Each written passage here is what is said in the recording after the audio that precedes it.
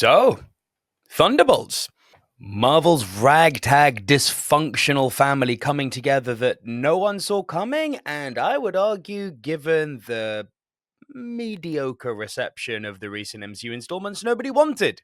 But here's the thing. It slaps! Hello everyone, welcome to the channel. My name's Nico Luro, host here of the Silver Screen Dudes, and yes, I know I'm very late for this Thunderbolts, and every major movie influencer under the sun has already done their take on it, but hey, I have a family, I'm in the process of moving, so forgive me, but here's my review of Thunderbolts. We've all said it, the MCU has been in this weird limbo ever since Endgame. Guardians of the Galaxy Volume 3 gave us a glimmer of hope, but Marvel's still been trying to claw its way back to being a must-see event. And now, we get Thunderbolts, a film that, against all odds, doesn't just land, it hits, like emotionally, thematically, and character-wise. This is the most grounded and adult the MCU has felt for years. And God, it's good to see it firing again. Let's talk about the team. Yelena, US Agent, Red Guardian, Ghost, Bucky. This isn't your typical Avengers lineup. It's not polished. It's not aspirational. It's messy. It's jagged. It's flawed. But that's exactly what makes it work. The chemistry between these characters? Oh, insane! It's like they all hate each other just enough to care. Every scene feels like a ticking time bomb of trauma, sarcasm, and begrudging camaraderie. Florence Pugh continues to be the MVP as Yelena. She's still quippy, but now there's this visible weight behind the humor. Wyatt Russell's John Walker is this perfect blend of self-righteousness and vulnerability. You kind of love to hate him, and you get where he's coming from while still hating him. And David Harbour's Red Guardian somehow brings Soviet dad energy and surprising heart. Honestly, it's the best ensemble since the Avengers, just with a lot more therapy required. Thunderbolts nails ultimately is the humanity. These aren't people you're supposed to like right away. They're soldiers, assassins, addicts, ghosts. Literally. All carrying baggage that feels so real. And Marvel doesn't just try to sand the edges off. They make you understand these people without begging for your sympathy. There's a level of emotional maturity here that's been sorely missing in recent years. And then there's Bob. Oh, Bob.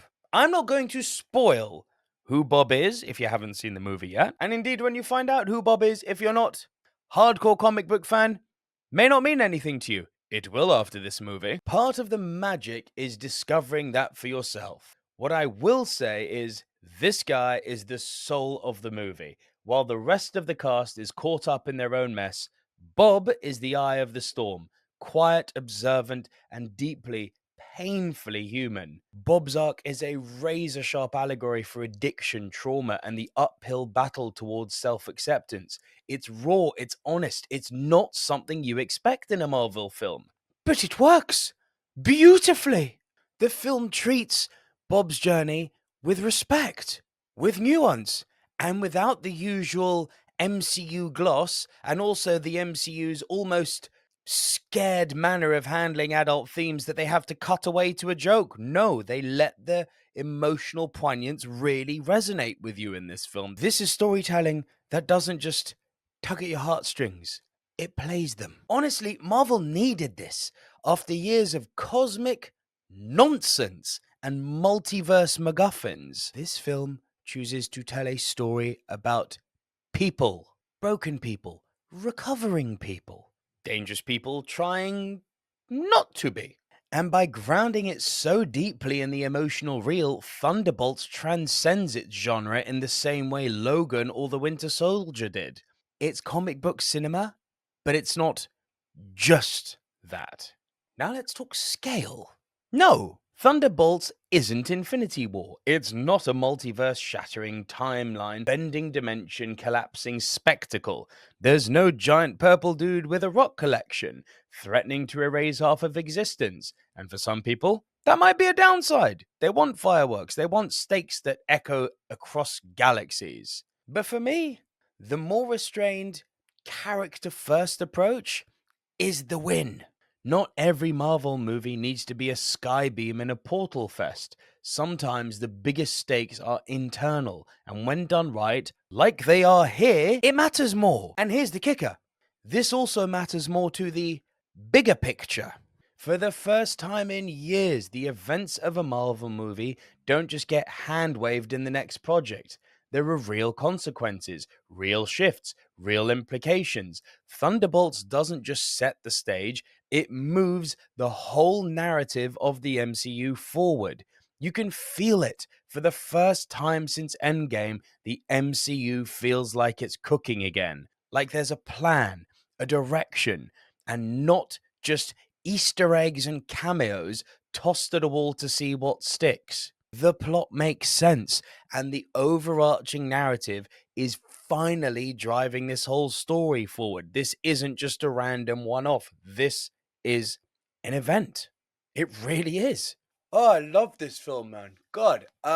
I think in the end, I'm going to score Thunderbolts 8 out of 10. This is a really good movie. Thunderbolts isn't just good, I'd say it's necessary.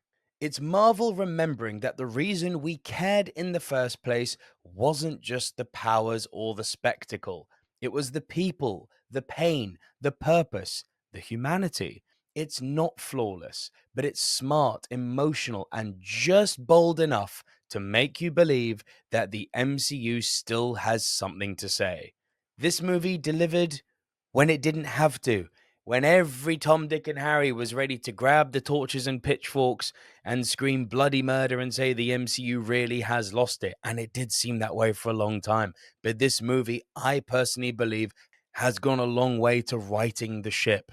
And in doing so, it has reminded me, and I hope a lot of you, that when it comes to a Marvel movie, this movie reminds us why we still show up. So over to you guys. What did you think of Thunderbolts? I imagine now if you were going to see it this weekend with its release, you've probably seen it by now. I appreciate, as I said at the top, that I'm late. I apologize for that. I've given my reasons, but I do really want to know what your feelings are. Is the MCU cooking again? Am I being a bit too much of an MCU apologist here? I don't think so, but let me know down below. Leave your thoughts and your comments down in the comment section. Please do subscribe to the channel if you haven't done so already. Click the like button, and please be sure to hit the notification bell so you're notified whenever a new bit of content goes up. But until the next video, I got a lot of cool stuff coming actually, so make sure you hit that notification bell because we've got a live show that's about to become a weekly thing, I hope. We've got the return of the Rushmore as a live show. We've got another classic movie review show coming out. There should be a Superman ranking video coming in the next few weeks, so stay tuned for that. But yeah, notification bell is the way forward, guys. That way you don't miss any content, and I get to keep bringing you the content, all of course free of charge. So if you're like me, you want to be subscribed to this channel. And if you like movies, you definitely want to be subscribed. That's enough shilling. That's enough rambling. I'm out. Nico Lura from the Silver Screen Dudes. Long love cinema, and I'll see you guys on the next video. Bye for now.